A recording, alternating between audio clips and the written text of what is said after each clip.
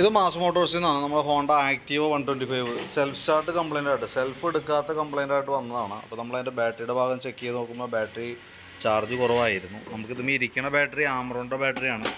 2021 6 മാസമുള്ള battery ഉണ്ട്. 2021 6 മാസമാണ് ബാറ്ററിയുടെ ഇയർ വന്നത്. അപ്പോൾ എന്തെങ്കിലും വാറണ്ടി പീരീഡ് ഒക്കെ കഴിഞ്ഞാണ്. എന്നാൽ പോലും നമ്മളതിൻ്റെ ബാറ്ററി ഫുൾ ചാർജ് ചെയ്ത് കഴിഞ്ഞപ്പോൾ 13 വോൾട്ട് അടക്കം വന്നിട്ടുണ്ട്. 13 വോൾട്ട് വരെ 13.38 റേഞ്ചിലേക്ക് വന്നിട്ടുണ്ട്. അപ്പോൾ ബാറ്ററി നമുക്ക് ടെസ്റ്റിലേക്ക് കൊടുത്ത് നോക്കുന്ന സമയത്തും നമുക്ക് നിലവിൽ ഓക്കെ ആയിട്ടാണ് കാണിക്കണേ. കംപ്ലയിൻസ് ആയിട്ടൊന്നുമില്ല. സെൽഫ് അടിക്കുമ്പോഴും ലോഡ് എടുക്കണം, വണ്ടിമേൽ നിന്ന് ചാർജ് കയറണമൊക്കെ കറക്റ്റ് അളവായിട്ട് തന്നെ കാണിക്കുന്നുണ്ട് കേട്ടോ. അപ്പോൾ നിലവിൽ ഇപ്പോഴത്തെ സിറ്റുവേഷനിൽ ബാറ്ററിക്ക് ഡാമേജ് ഇല്ല. ഇനിയിപ്പോൾ ബാറ്ററിയുടെ കംപ്ലയിൻ്റ് ആണെന്നുണ്ടെങ്കിൽ ഒരാഴ്ചക്കുള്ളിൽ തന്നെയൊക്കെ കംപ്ലയിൻറ്റ് കാണിക്കും. അപ്പോൾ അങ്ങനെ ആണെന്നുണ്ടെങ്കിൽ മാത്രം ബാറ്ററി മാറ്റുന്നതിനെ പറ്റിയൊക്കെ ചിന്തിച്ചാൽ മതി. അപ്പോൾ നിലവിൽ വേറെ പ്രശ്നമില്ല. ബാറ്ററി അടിച്ച് ചാർജ് ചെയ്ത് സെൽഫൊക്കെ അടിച്ച് കഴിഞ്ഞപ്പോൾ ഓക്കെ ആയിട്ടുണ്ട് കേട്ടോ. അപ്പോൾ അതിൻ്റെ ഡീറ്റെയിൽസ് വാട്സാപ്പിനകത്തേക്ക് ഒന്ന് സെൻഡ് ചെയ്തിട്ടേക്കാം. ഓക്കെ.